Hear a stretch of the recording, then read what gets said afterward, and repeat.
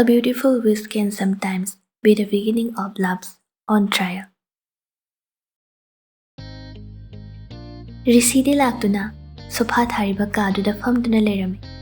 Laija changlakpaduda masadu tawfam khangdraduna phuk hawgale. Onthokna su phajakre mathanta khali. Aki amo khuchemgi leiteng amata yawdrabasu musin muna tariba samla parak tawba saba setliba phane litliba phurituna tumina leiteng jabani. Laijadi amuk phau mai onsinduna yengludi. Thongjildugi manakta lepduna tumin leiri. Laija ubada risi ngasaidagi saurambado pung ingkri. Kari haigadabano haibasu khangdre. Thamoida chonglakliba mihuldo phathanaba hotnabada masadu wafam marang khangdre. Nungsiba haibadu masi oira male. Nungsijaba magi saktam ubada thamoina mafam marang khangdaba matau utbado. Asengba nungsibani haiduna risi wakhalda khanje. Mangda leplibi nujase magi thamoina nungsijari haibasi wakhalga thamoiga ani punna yanari. Kitang pakhatna risi na haire. Laija somna phamse. Laija mong hadana sat khumlai. Yarani ai phamba lakpana chade. Risi laijagi wahaiduda sauningba phaurude ahoina dum nungsiba phaurai. Phamu haiba yadrabanina masu lepkhatuna laijagi manakta changlai aduga haire. Laija nungsiba haibase angakpani. Aina hekta semjinba yaba nate. Aduga nungsiba phauriba midugi thamoibu kharadang oirabasu nungsijariba miduna khangpham thoktabra. Aigise yam lalabra. Kanana chumi lali kari phawi ai amata khangde. Khangningbasu phaude. Warobinu. Hoi, kaishu kaide. Nangi thamoi kanagumba amagi manakta leiramba yai. Adubu nang migi oiri haiba makti natedana. Aigisu yakhal amatangdi pibiba yaidana. Punchi chuppa ngayo harabasu ngaijagi. Aigi nungsibadi hongdok hongjin tawduna atongba mafamda chongadaba nate. Aigi thamoina laikhiba mafamdagi amuk hanasu lengjaroi. Aibu ngaibiruno matam mangnabani. Laija wafamdudi kanmandro. Aibu khannabagi tanja amata pibiyu. Aina famda aigi thamoigi asengbase uchagi.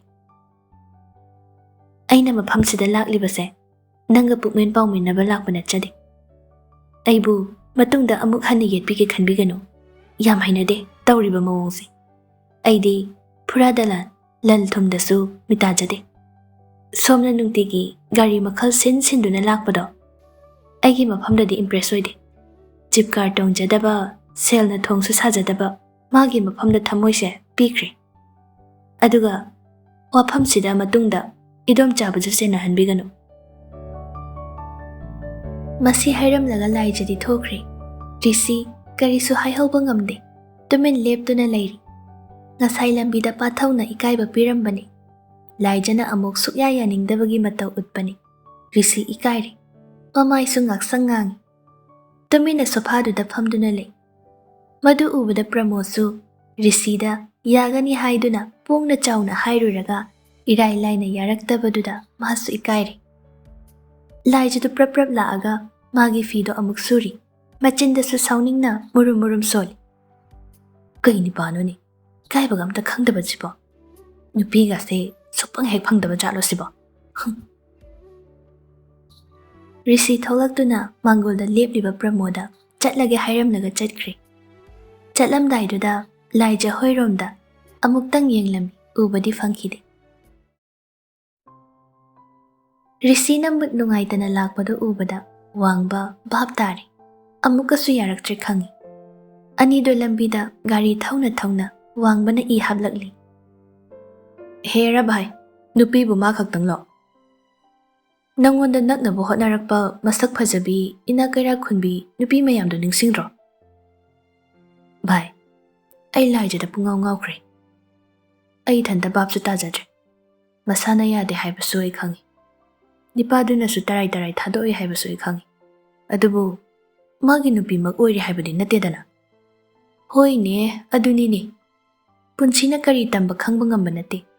Masu nangi tanja amatangdi pibiba yabani. Adu hairubu matam mangnabani sini mana hairamisi. Hera, adudi tanjadu aikoina semjaba tare. Masana khangna pidrabanina. Bye. Ai mabu namhaduna nungsibani yustal. Ai adugumani pani natti. Adubu ai mabu punsi chupa ngaibani ngamgani. As yararoi. Nipase tha amani sida nungsi leina nare. Nipa nang yadrebo kamdawni. Pathauga malanga yum yorakpada khara thengdokre. Aduna changlubada nungairaroi haiduna laijana ngasai taplakpa langdu piramdre. Horen chak toklaga oina pirurage khalli. Numidangi chak chawal loiraduna pathau laijagi langduni achapot hapa khawduni thinba thoglai. Lambida laijaga message thanaduna lakpani. Chek thong amada pakhang khara hakchik langduna phamlami. Makhoi ubada pathau makhoigi manakta changduna ngaihak wari tawri. Mayamdu phagi jogai sum tawrambadai pathau chatlage na hogalakpada nipa amana hairai. Nangise laija hoida oiramni. Nipa amana mu hairai. Pathau, nangna laija luna tawbu uraga aikhoi shaina wakatpada loire. Ai matha sai ko. Pathau nokningna hanglai. Aina nupi luna tawjaraga nangna kaigi matha sariba. Nangso idongna tawbu yadro. O ngamjadre. Nangina taw tamba, nupiga loina naw chawrani ko. Mayamdu wari duda nungairi, nakaldagi nipa amana khara karemnaba mawongda hairei. Pathau ibungo, haudong lamboibagi phibam taraga tokani ko. Ngasidi Imphal machagi mawongdo, mayamna yam ngangnare. Kaidawrage? O numit chupa laija hoigi thongal-dani, horon khong-khongduna leibado. Yadra malei, lasta moi madom chahoida changki. Madom chana una halle haibra kaino mayamna sum haina batabanida. Pathau oiramoy haiba ngamde, chumme haibasu hainingte. Kaishu tawroida makhumai. Nipaduna makha amuk tarai. Pathau ibungo aibu haijau hairadi handak marakse. Imphal machado moi adaida yam toina chaktai. Nupi haibase tamba ngamba nate. Moigi wakhal khangba yam lubani ko. Kaishu tawroida bhai. Pathau wa makha taramdre. Chatlukige hairamlaga laija hoiromda haidarakli. Lambida anido message thana na chatli. Pathau mamanabaduna hairakliba wado achumba oibara tasengna khangninglali. Hanaso adum marakta siguma pause tai. Thawaina di khanjelode. Adubu ngasidi risiga warisu khara sanakhibani. Mana numit chupa ama chathokpani. Khangningba amadi phawi. Hangsira hangloisira khanbada khanjanari. Pathauna ngasi kari kari tauge. Chairaubagi phirol mayam sui khutkase loi tatle. Kai surino. As tangkhal bedsheet imagi fanek phirol loi sureda. Ataidi phisunga hak sai lei ising chu chai inkolgi na pisu khara foi. Ataidi kaino ataidi bo tumba chak chaba su hairo haibro. Nateda sum hangbani. Thongal yaukhiba khanghaude laijadi karisu tawdabagum yamna harauna tholai. Pathausu kaishu haide hanagum mong hadana nokfet tawi. Adubu minokto sakfam thona hanjanki. Hainingtana nokpa minokni madu ubada laijana. Kaino kaidawrage? Kaishu tawde. Mud yam nungaitaba mali. Kaishu tawdeda wabai oiramni. Adudi phajana potharuro aishu changkragi. Tamak hairami. Good night fau hairamdre ngasidi. Numidang oibanina minu ukhradi phajaroi khanbagi warisu thawaina sanarakte. Poto piramlaga pathausu adum halai. Yum halakpa lambida ngasai risina hairakpa wahaising mamanabana tamakpa wari. Laijana kaishu tawdaba matau utpa. Thamoidu kitangdi nungaidre. Asum nungsibagi makhal mathel oina nipa ataina mityeng karen chalakpa matamda khara ngangnaba khambal jai haiba khajik uchaba natana thoidokna khambal chawba nipa su natte. Marakta manadum phagita thokpa matam su yauribani. Adubu ngasidi mina singnarakpagi mataududa thamoida khambalbagi mihul yamna chawna chonglakli. ꯑꯍꯤꯡꯗꯨ ꯄꯥꯊꯧ ꯇꯨꯝꯕ ꯌꯥꯈꯤꯗꯦ꯫ ꯇꯁꯦꯡꯅ ꯋꯥꯈꯜ ꯀꯌꯥ ꯈꯟꯈꯤ, ꯃꯤꯅ ꯍꯥꯏꯔꯛꯄ ꯋꯥꯗ ꯍꯦꯛ ꯊꯥꯖꯕꯁꯨ ꯊꯥꯖꯅꯤꯡꯗꯦ꯫ ꯑꯗꯨꯕꯨ ꯑꯃꯔꯣꯝꯗ ꯔꯤꯁꯤꯒ ꯂꯥꯏꯖꯒ ꯎꯅꯩ ꯍꯥꯏꯕꯒꯤ ꯋꯥꯔꯤꯗꯣ ꯀꯥꯎꯊꯣꯛꯄꯁꯨ ꯉꯝꯗ꯭ꯔꯦ꯫ ꯃꯨꯟꯅ ꯈꯜꯂꯕ ꯇꯨꯡꯗ ꯂꯥꯏꯖꯅ ꯍꯧꯗꯣꯔꯛꯇ꯭ꯔꯕꯗꯤ ꯃꯥꯁꯨ ꯍꯧꯗꯣꯛꯂꯔꯣꯏ, ꯋꯥ ꯁꯥꯡꯊꯅꯕ ꯑꯔꯦꯝꯕꯗ ꯁꯥꯎꯅꯔꯒ ꯇꯣꯛꯅꯕꯅꯤ ꯈꯟꯗꯣꯛꯂꯤ꯫ ꯅꯨꯃꯤꯠ ꯈꯔꯅꯤ ꯍꯧꯈ꯭ꯔꯦ꯫ ꯈꯨꯜꯗꯨꯒꯤ ꯃꯤꯄꯨꯝ ꯈꯨꯗꯤꯡꯃꯛ ꯃꯥꯒꯤ ꯃꯊꯧꯗ ꯊꯕꯛ ꯆꯤꯟꯅꯕ ꯉꯥꯛꯇꯅꯤ꯫ ꯀꯅꯥꯅ ꯀꯔꯤ ꯇꯧꯔꯤ ꯌꯦꯡꯁꯤꯟꯕ ꯁꯪꯕ ꯅꯠꯇꯦ꯫ ꯑꯗꯨꯕꯨ ꯃꯌꯥꯝꯗꯨꯒꯤ ꯃꯔꯛꯇ ꯃꯤꯋꯥ ꯉꯥꯡꯅꯕ ꯈꯔꯗꯤ ꯑꯗꯨꯃꯛ ꯂꯩꯕꯖꯥꯠꯅꯤ꯫ ꯂꯣꯏꯅꯈ꯭ꯔꯕ ꯋꯥꯔꯤꯗꯨꯗ ꯑꯃꯨꯛ ꯅꯍꯧꯅꯅ ꯅꯣꯡꯃ ꯄꯥꯊꯧꯒꯤ ꯃꯃꯥ ꯏꯕꯦꯅꯤꯗ ꯇꯝꯕꯤꯔꯛꯄ ꯃꯤ ꯌꯥꯎꯔ ꯃꯥꯜꯂꯤ꯫ ꯅꯨꯃꯤꯗꯥꯡꯒꯤ ꯆꯥꯛ ꯏꯁꯤꯡ ꯆꯥꯕ ꯂꯣꯏꯔꯕ ꯃꯇꯨꯡ ꯄꯥꯊꯧꯅ ꯃꯥꯒꯤ ꯀꯥꯗ ꯂꯩꯔꯤꯉꯩꯗ ꯃꯃꯥ ꯏꯕꯦꯅꯤ ꯆꯪꯂꯛꯏ, ꯑꯗꯨꯒ ꯃꯆꯥꯗ ꯋꯥꯔꯤꯁꯤ ꯇꯞꯅ ꯇꯝꯃꯤ꯫ "ꯏꯕꯨꯡꯉꯣ, ꯏꯃꯥꯒ ꯋꯥ ꯑꯃꯇ ꯇꯥꯟꯅꯁꯤꯅꯦ." "ꯀꯩꯅꯣ ꯏꯃꯥ?" "ꯃꯤꯒꯤ ꯃꯆꯤꯟꯅꯤ, ꯄꯉꯥꯡ ꯉꯥꯡꯅꯕ ꯑꯣꯏꯔꯝꯅꯤ ꯍꯥꯏꯗꯨꯅ ꯏꯃꯥꯅ ꯀꯩꯁꯨ ꯈꯟꯗꯅ ꯂꯩꯕꯅꯤ꯫ ꯑꯗꯨꯗ ꯅꯪꯗꯤ ꯏꯃꯥꯒꯤ ꯏꯆꯥꯅꯤꯗꯣ. ꯍꯌꯦꯡꯋꯥꯏ ꯏꯆꯥꯗ ꯁꯣꯛꯄ ꯂꯥꯛꯑꯒꯗꯤ ꯏꯃꯥꯗꯤ ꯌꯥꯝ ꯅꯨꯡꯉꯥꯏꯍꯧꯔꯣꯏ." "ꯀꯩ ꯋꯥꯅꯣ ꯏꯃꯥ ꯑꯗꯨꯛ ꯂꯨꯅ ꯍꯥꯏꯔꯤꯗꯨꯕꯣ?" "ꯑꯇꯩ ꯅꯠꯇꯦꯗ. ꯏꯕꯦꯝꯃ ꯂꯥꯏꯖꯗꯣ ꯏꯝꯐꯥꯜꯗꯒꯤ ꯅꯤꯄꯥ ꯑꯃꯒ ꯈꯪꯅꯩ ꯍꯥꯏꯕ꯭ꯔꯥ ꯀꯩꯅꯣ ꯃꯌꯥꯝꯅ ꯍꯥꯏꯅꯔꯛꯏꯅꯦ꯫ ꯏꯃꯥꯗꯤ ꯊꯥꯗꯤ ꯊꯥꯖꯗꯕꯅꯤ, ꯑꯗꯨꯗ ꯃꯌꯥꯝꯁꯤꯅ ꯄꯪꯍꯥꯏ ꯍꯥꯏꯅꯔꯛꯄꯁꯤꯗ ꯏꯃꯥꯁꯨ ꯅꯪꯒꯤ ꯈꯜꯂꯒ ꯇꯝꯃꯤꯅꯤ." ꯄꯥꯊꯧ ꯑꯗꯨꯃꯛ ꯅꯣꯛꯐꯦꯠ ꯇꯧꯔꯒ ꯏꯌꯥꯡ ꯌꯥꯡꯅ ꯈꯨꯝꯗꯣꯔꯛꯏ꯫ "ꯏꯃꯥ, ꯑꯗꯨ ꯑꯁꯦꯡꯕ ꯄꯥꯎ ꯅꯠꯇꯦꯗ, ꯃꯌꯥꯝꯅ ꯁꯟꯗꯣꯛꯄꯤꯔꯤꯅꯤ." "ꯑꯗꯨꯕꯨ ꯑꯣꯏꯔꯗꯤ ꯐꯔꯦ꯫ ꯃꯌꯥꯝꯁꯤꯅ ꯃꯔꯣꯜ ꯑꯃ ꯀꯔꯤ ꯂꯥꯏꯕꯨ ꯆꯪꯕꯅꯣ ꯈꯪꯗꯦ ꯑꯁꯨꯛ ꯌꯥꯝꯅ ꯌꯦꯡꯁꯤꯜꯂꯤꯕ꯫ ꯃꯧ ꯅꯍꯥꯁꯤꯡꯁꯤꯅꯁꯨ ꯈꯔ ꯑꯃ ꯍꯦꯜꯂꯤ꯫ ꯏꯃꯥꯗꯤꯅꯦ ꯇꯟꯖꯩꯀꯣ. ꯈꯨꯜꯒꯤ ꯅꯨꯄꯤ ꯂꯧꯕꯁꯦ ꯂꯨꯕꯅꯤ, ꯌꯥꯝ ꯂꯨꯕꯅꯤ꯫ ꯃꯌꯥꯝꯅ ꯏꯈꯪꯗ ꯈꯪꯅꯔꯕꯅꯤꯅ ꯅꯨꯡꯁꯤꯕꯤꯕꯁꯨ ꯌꯥꯎꯔꯝꯒꯅꯤ, ꯀꯜꯂꯛꯄꯁꯨ ꯌꯥꯎꯔꯝꯒꯅꯤꯗꯣ. ꯑꯗꯨꯅꯅꯦ ꯁꯤꯡꯅ ꯆꯠꯂꯨꯀꯣ." ꯄꯥꯊꯧ ꯅꯣꯛꯇꯨꯅ ꯃꯃꯥꯕꯨ ꯊꯦꯝꯃꯤ꯫ "ꯏꯃꯥ, ꯍꯦꯟꯖꯤꯟꯅ ꯈꯜꯂꯨꯅꯨ. ꯅꯆꯥꯁꯦ ꯐꯃꯟꯕꯩ ꯃꯣꯏꯅ ꯀꯜꯂꯛꯄ ꯑꯣꯏꯔꯤꯅꯤ." ꯍꯟꯗꯛꯇꯤ ꯃꯆꯥꯒꯤ ꯐꯥꯒꯤꯗꯨꯗ ꯃꯃꯥꯁꯨ ꯅꯣꯛꯊꯣꯔꯛꯏ꯫ "ꯑꯉꯥꯎꯕꯁꯤꯗꯤ, ꯇꯨꯝꯃꯣ ꯄꯣꯊꯥꯔꯣ."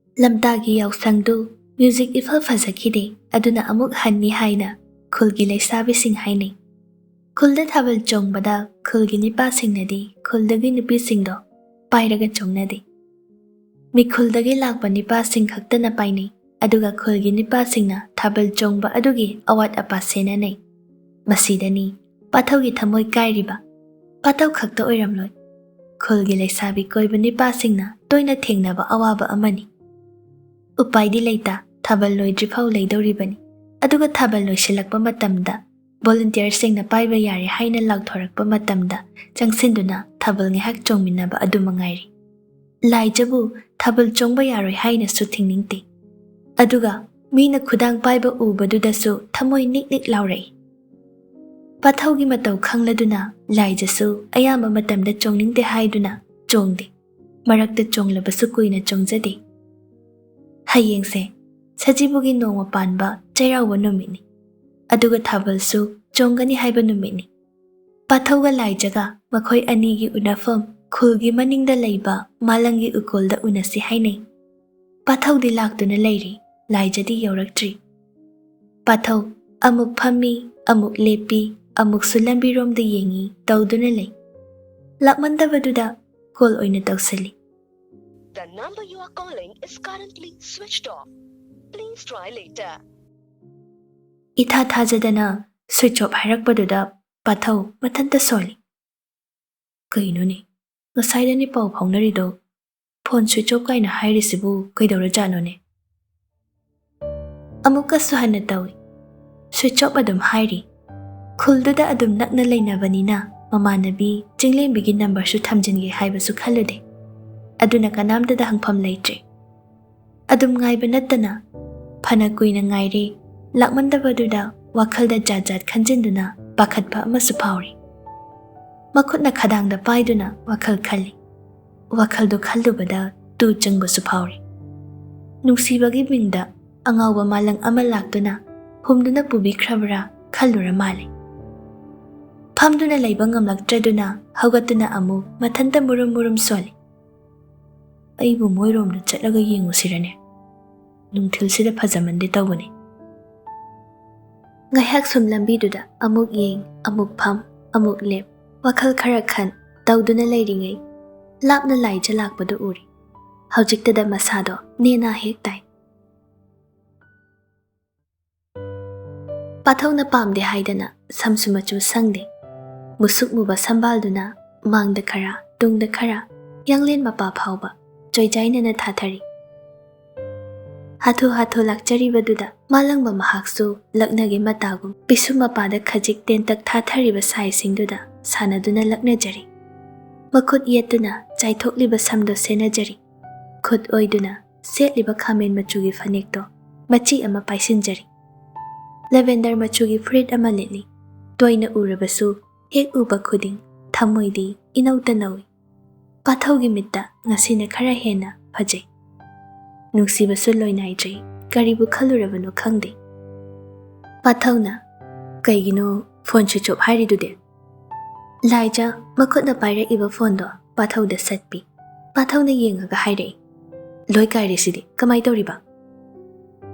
"ꯆꯤꯡꯂꯦꯝꯕꯤꯒꯤ ꯍꯌꯦꯡ ꯁꯥꯔꯤ ꯁꯦꯠꯀꯗꯕ ꯐꯤꯗꯣ ꯃꯣꯏꯗ ꯑꯥꯏꯔꯟ ꯇꯧꯕ, ꯑꯗꯨꯗ ꯃꯣꯏꯒꯤ ꯑꯁꯇꯔ ꯃꯊꯛꯇ ꯇꯥꯕꯗ ꯀꯥꯏꯈꯤꯕ."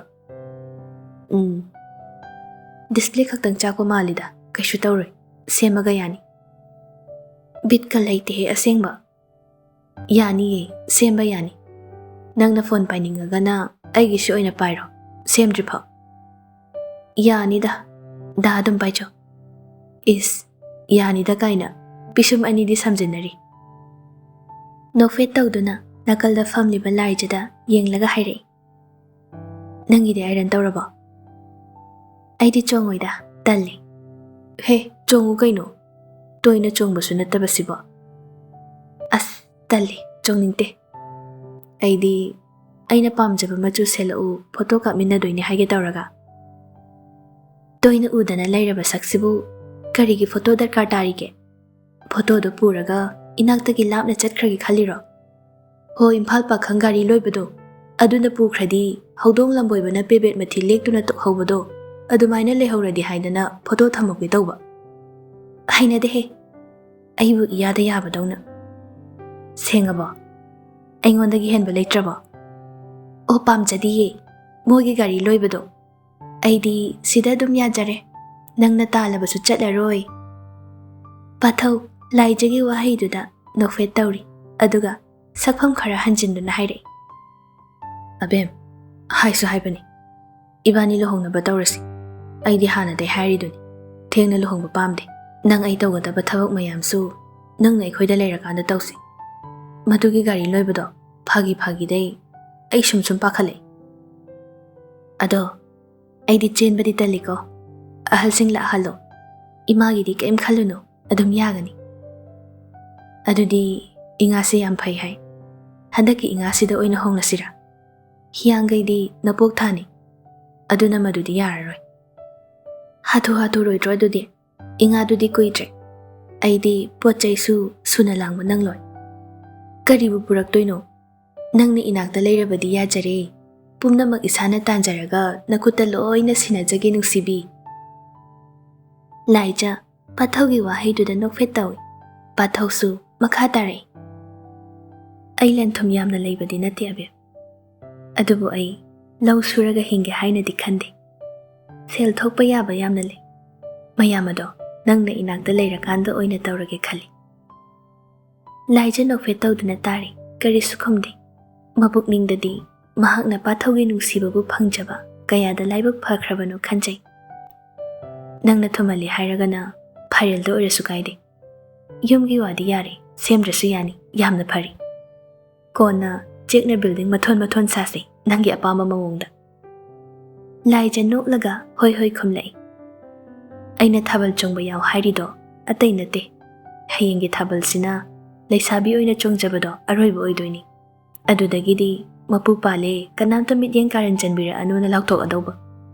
ꯄꯥꯊꯧꯒꯤ ꯋꯥꯍꯩꯗꯨꯗ ꯂꯥꯏꯖ ꯅꯣꯛꯆꯩ. ꯉꯥꯏꯍꯥꯛ ꯂꯩꯔꯒ ꯄꯥꯊꯧꯗ ꯑꯣꯟꯁꯤꯟꯗꯨꯅ ꯍꯥꯏꯔꯛꯏ, "ꯑꯗꯨꯒ ꯂꯨꯍꯣꯡꯂ ꯃꯇꯨꯡ ꯁꯦꯜ ꯇꯥꯜꯂꯤꯅꯤ ꯍꯥꯏꯗꯅ ꯑꯩꯕꯨ ꯊꯑꯣꯏꯅ ꯌꯦꯡꯁꯤꯟꯕꯤꯗ꯭ꯔꯗꯤ ꯑꯩꯗꯤ ꯁꯥꯎꯅꯤꯀꯣ." Yengsintabadi hairunu. Nanaktagi lingningtadana thabak amta chattabra khangde. Adu oiradi nungsiba oina charaga leiba taba. Ai aigisu kanabo oigadaba. Khulsigisu kanagadaba thaba ama tawwa pami. Khulgi misingse thabaksu pangsuda sujaba. Lairabagi ipaktagi nanthokpasu ngamjadaba. Masi yengba nungaite.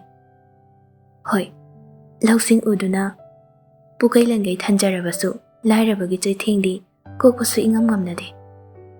Aduni aduga sel khara pairagana Imphalda hongatuna hekta laikiba haurakpham kaukthokuna laikibase masisu nungaite. Yengone mamang lekaigi kabirendo nongma phau khulda lakte. Seldi namthikhai paire aduga marakta khulgi thoram amada donation khara hapiyo hairuba sel leidena lupa lising amakhak hape. Dadana khulsigidama khanjariba mayamdo ishor manasu ubiramgani. Aisu dadagi apambado adum mating tawgani. Aduga nangna inakta lengdana leiduna aikhoini punsi lambi punna chatminaba. Aduni aigi thamoina khaurang ngaijariba. Ngaibada kallo madugi sumatam lakani. Aduga ngaiba wari kaina chatkibadi yaroiko. Kamai chatoinu khongkhot punduna thamdrabasu wakhal pukningdi angang macha nangna punsinduna thamkhrasidi. Angang macha amu haire angang macha nungsibi.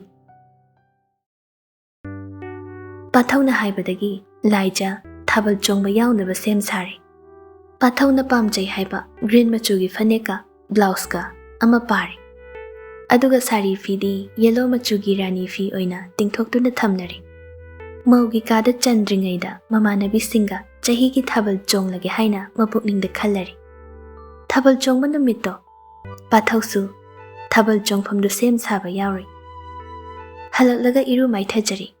Nungthil ngahak potharaga thabal chatnaba sem sari. Chinglem bisu laija hoida laktuna anido keminari. Keba yaba kere. Samdu samjetna fajana halaga ningthina clip macha amana maninglomda chapli. Laisabi anidugi marakta Pramogi macha nupi thoinau su lichinduna kenaba hotnari. Pramona changlaaga machabu kaure. Hey, nangbu na chesingna kerido kepham khangaroine nangna yetpada. Chechena kebirine mama. Chinglembi noktuna hairei. Idomcha nacha nupi se laisabi pharaga masak yam phajadauri. O keba yam pambani. Machigi kenaba mayamse mana loisenba ngaktani. Laijana amuk khumlai. Aikhoi thoinauna keba pambasidi haidrasu yare Ep.4 ahumdo wari nungairi laijadu keba loiselaktuna tingthoktuna thamliba sarido paikhatuna senaba hotnari. Sarigi foldu fajana thektuna oiromda haigali. Parap tawba sabalduda tap napna pin ama phajeli. Aduga chengtak tawba khwang machaduda cheksina sarigi phiduna achet akom lehanda. Manglomda sari machido namsili. Sana sangtak tawba ama yali lik macha amaga. Khuttadi yamna sibatali haiduna pathauna sabikiba bracelet machado makhut oiromda sijili. Laisabi mapung pharakpo oibaga pik hek thalli phajabana. Sajibugi leihau kombirei kusum leina kaidoruni laijamagi manakta. Laijagi mama changlaktuna ngangba horakli. Hey, thengkhrene noibo chaksu chaw haiba yade. Thabaldi ngasaina hokre noidi machi su lengdi. As akhoi masima pangtanda tal loisinbam khangde amta. Oh horene thabal mafam yauraga thabal loisinbadu oina yaururonoi. Thengi haidana ngangdana mama sakhido amuk thokre. Thabal chongbagi music makholdo fana kalli. Maingal dusu thabal chongphamdo pik thanna hek thali. Matai romda achapot yonba pandukan macha khara su phamli. Lampakto nupi angang leisabi pakhang pumthan hek thali.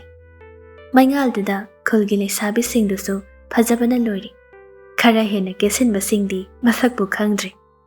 Mitta paga napsili foundation dusu thana tharabanina kanano karino amata khangdrapot. Lambigi nakalda mikhuldagi thabal chongba lakpa nipasingi gari mayamdo paring khamli. Achawbagina achawba paring, machagina macha paring. Lapna taba khul oirabasu khuldugi nupising masak phajai haini. Hainaba khakta nate tasengnamak khuldugi nupising masak mataw loina phajai. Aduna thabal chonglabadi ꯃꯤꯈꯨꯜꯒꯤ ꯅꯨꯄꯥꯁꯤꯡꯒꯤ ꯒꯥꯔꯤ ꯄꯔꯦꯡ ꯄꯔꯦꯡ ꯂꯦꯡꯕꯁꯤ ꯁꯣꯏꯗ꯭ꯔꯕꯅꯤ꯫ ꯊꯥꯕꯜ ꯅꯨꯃꯤꯠꯇꯨꯃꯗꯤ ꯅꯤꯡꯉꯣꯜ ꯄꯣꯛꯆꯕꯤ ꯃꯃꯥ ꯑꯣꯏꯕꯤꯁꯤꯡꯁꯨ ꯃꯆꯥꯅꯨꯄꯤꯁꯤꯡꯕꯨ ꯈꯔꯗꯤ ꯑꯗꯨꯝ ꯀꯣꯝꯊꯣꯛꯏ, ꯂꯩꯁꯥ ꯄꯥꯈꯪꯒꯤ ꯀꯨꯝꯍꯩꯅꯤ ꯈꯟꯗꯨꯅ꯫ ꯑꯗꯨꯕꯨ ꯆꯥꯎꯔꯥꯛꯅ ꯌꯦꯡꯕꯗꯤ ꯌꯦꯡꯗꯕ ꯅꯠꯇꯦ꯫ ꯃꯤꯅ ꯄꯨꯡꯅꯤꯟ ꯅꯤꯜꯂꯤ꯫ ꯂꯥꯏꯖꯒ ꯆꯤꯡꯂꯦꯝꯕꯤꯒꯗꯤ ꯅꯥꯀꯟꯗ ꯂꯦꯞꯇꯨꯅ ꯂꯩꯍꯧꯔꯤ, ꯑꯗꯨꯒ ꯃꯃꯥ ꯁꯈꯤꯒ ꯄ꯭ꯔꯃꯣꯒꯗꯤ ꯃꯤ ꯃꯔꯛꯇ ꯆꯪꯁꯤꯟꯗꯨꯅ ꯃꯣꯔꯥ ꯊꯥꯔꯒ ꯅꯦꯅꯥ ꯇꯥꯅ ꯐꯝꯍꯧꯔꯤ꯫ ꯑꯅꯤꯗꯨꯅ ꯂꯦꯞꯂꯤꯉꯩ ꯄꯥꯊꯧꯐ ꯆꯪꯂꯛꯇꯨꯅ ꯃꯤꯅ ꯎꯈꯤꯅꯤ ꯎꯔꯣꯏꯒ ꯈꯟꯗ ꯃꯈꯩ ꯂꯥꯏꯖꯒꯤ ꯃꯥꯏ ꯅꯥꯀꯜꯗ ꯅꯛꯅ ꯆꯤꯔꯣꯜ ꯇꯧꯔꯛꯏ꯫ ꯌꯥꯝ ꯐꯖꯔꯦ꯫ ꯂꯥꯏꯖꯗꯤ ꯈꯪꯕꯨ ꯈꯪꯉꯤ꯫ ꯃꯅꯥꯛꯇ ꯍꯦꯛ ꯂꯦꯞꯁꯤꯜꯂꯛꯄꯗꯨꯗ ꯀꯅꯥ ꯑꯣꯏꯔꯕꯅꯣ ꯈꯜꯂꯨꯔꯦ꯫ ꯉꯁꯥꯏꯗꯩꯅꯦ ꯑꯩꯅ ꯉꯥꯏꯔꯤꯁꯦ, ꯀꯨꯏꯔꯕꯅꯦ ꯍꯧꯕ꯫ ꯉꯥꯏꯍꯥꯛ ꯆꯣꯡꯊꯣꯛꯎꯔꯣ, ꯑꯩ ꯁ꯭ꯋꯥꯏꯗ ꯂꯩꯔꯝꯒꯦ꯫ ꯍꯥꯟꯅ ꯂꯥꯛꯇꯨꯅ ꯂꯩꯔꯝꯕ ꯃꯃꯥꯟꯅꯕꯤꯁꯤꯡꯅ ꯂꯥꯏꯖꯒ ꯆꯤꯡꯂꯦꯝꯕꯤꯒꯗꯣ ꯃꯈꯨꯠ ꯆꯤꯡꯗꯨꯅ ꯊꯥꯕꯜ ꯆꯣꯡꯐꯝꯗ ꯄꯨꯁꯤꯟꯈ꯭ꯔꯦ꯫ ꯂꯩꯁꯥꯕꯤꯗꯨꯅ ꯄꯥꯊꯧꯗ ꯂꯛꯅꯔꯝꯃꯤ꯫ ꯗꯥ ꯄꯥꯊꯧ, ꯔꯣꯃꯥꯟꯁ ꯀꯣꯟꯅ ꯇꯧꯔꯣ, ꯊꯥꯕꯜ ꯍꯥꯟꯅ ꯆꯣꯡꯉꯨꯈꯤꯒꯦ꯫ ꯄꯥꯊꯧ ꯅꯣꯛꯐꯦꯠ ꯇꯧꯔꯒ ꯍꯣꯏ ꯍꯣꯏ ꯍꯥꯏꯕꯒꯨꯝ ꯃꯀꯣꯛ ꯅꯣꯝꯗꯨꯅ ꯂꯩꯍꯧꯏ꯫ ꯂꯥꯏꯖꯅ ꯊꯥꯕꯜ ꯆꯣꯡꯂꯤꯕꯗꯣ ꯃꯤꯠꯌꯦꯡ ꯑꯃꯁꯨ ꯆꯣꯏꯗꯅ ꯌꯦꯡꯖꯔꯤ꯫ ꯂꯥꯏꯖꯁꯨ ꯄꯥꯊꯧꯅ ꯌꯦꯡꯂꯤ ꯈꯪꯕꯗꯨꯅ ꯊꯥꯕꯜ ꯆꯣꯡꯐꯝꯒ ꯈꯪꯗ꯭ꯔꯦ꯫ ꯅꯤꯄꯥ ꯑꯇꯣꯞꯄꯅ ꯄꯥꯏꯕ ꯆꯪꯂꯛꯄꯗ ꯑꯃꯨꯛꯀ ꯍꯦꯟꯅ ꯇꯜꯂꯤ꯫ ꯊꯥꯕꯜꯗꯨꯒꯤ ꯃ꯭ꯌꯨꯖꯤꯛꯇꯨꯗ ꯉꯥꯏꯍꯥꯛ ꯅꯨꯡꯉꯥꯏꯅ ꯔꯥꯎꯟ ꯈꯔ ꯆꯣꯡꯂꯒ ꯌꯦꯡꯊꯣꯔꯛꯄꯗ ꯄꯥꯊꯧ ꯂꯩꯔꯝꯗ꯭ꯔꯦ꯫ ꯉꯥꯏꯍꯥꯛ ꯆꯣꯡꯂꯝꯂꯒ ꯋꯥꯔꯦ ꯍꯥꯏꯗꯅ ꯊꯣꯛꯂꯛꯏ꯫ ꯃꯃꯥꯟꯅꯕꯤ ꯆꯤꯡꯂꯦꯝꯕꯤꯗꯤ ꯃꯤꯈꯨꯜꯗꯒꯤ ꯂꯥꯛꯄ ꯅꯤꯄꯥ ꯃꯌꯥꯝꯒ ꯋꯥꯔꯤ ꯁꯥꯟꯅꯗꯨꯅ ꯊꯥꯕꯜꯗꯒꯤ ꯁꯨꯛꯇꯣꯛꯄꯨ ꯊꯣꯛꯂꯛꯇ꯭ꯔꯤ꯫ ꯂꯥꯏꯖ ꯃꯃꯥꯏꯗꯨ ꯂꯩꯗꯨꯅ ꯄꯥꯊꯧꯕꯨ ꯊꯤꯔꯤ꯫ ꯃꯨꯔꯨꯝ ꯃꯨꯔꯨꯝꯁꯨ ꯁꯣꯜꯂꯤ꯫ ꯀꯥꯏ ꯆꯠꯈ꯭ꯔꯕꯅꯣ? ꯁꯤꯗ ꯁꯨꯝ ꯂꯩꯔꯝꯅꯤ ꯍꯥꯏꯔꯒ